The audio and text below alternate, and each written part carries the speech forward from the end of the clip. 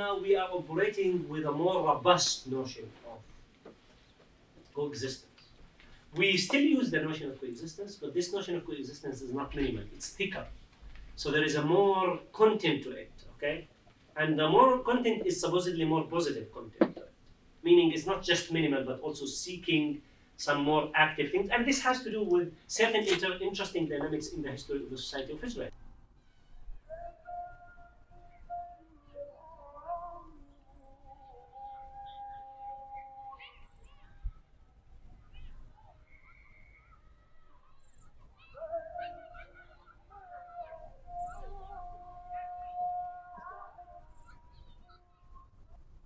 This was kind of a once in a lifetime opportunity to be able to go and visit these communities and see the people that are on the ground doing the work and trying to make life a little bit better in a really complex, really challenging environment. They really work to kind of create a sense of investment in the community.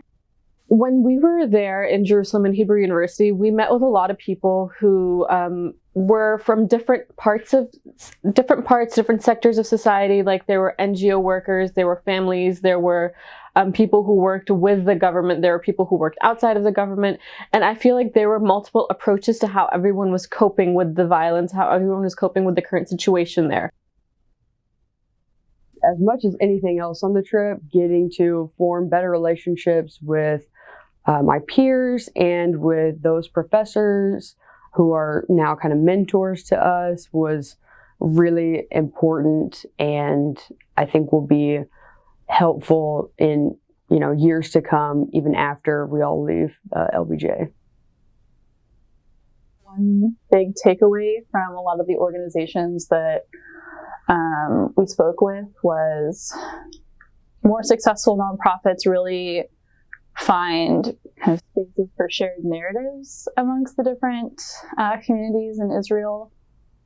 The progress part would be Nef Shalom Wa'ad Salam, because like that community showed that this idea of a one state solution or like a binational state, which is really interesting because our very first speaker was Bashir Bashir, which I know a lot of people, I personally really enjoyed. And he talked about this idea of binationalism. I think that having a fully shared community in a society where the cleavages between groups are that stark, where people go through their day-to-day lives without ever being able to encounter someone from the other group, that to me was revolutionary. And that to me is the way to break down those barriers and to actually get to experience daily life with people and create a community that is actually a true shared society.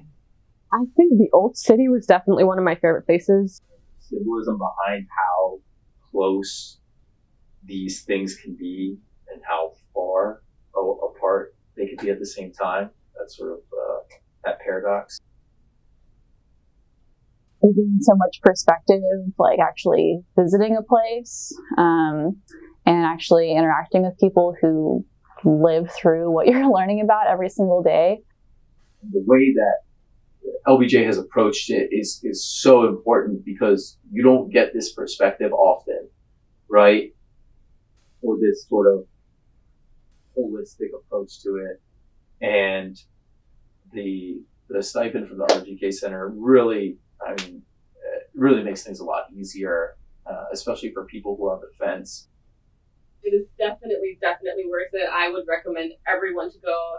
I think it's been the most educational experience of my lifetime, and I would definitely do it again. You can read about it and you'll definitely learn, but to really have that deep experience and have a true understanding, I think going there is paramount. I think one thing we all forget is that the person on the other side of the table is also a person. They're also a human being. And in the end, what everyone just wants is peace and to live.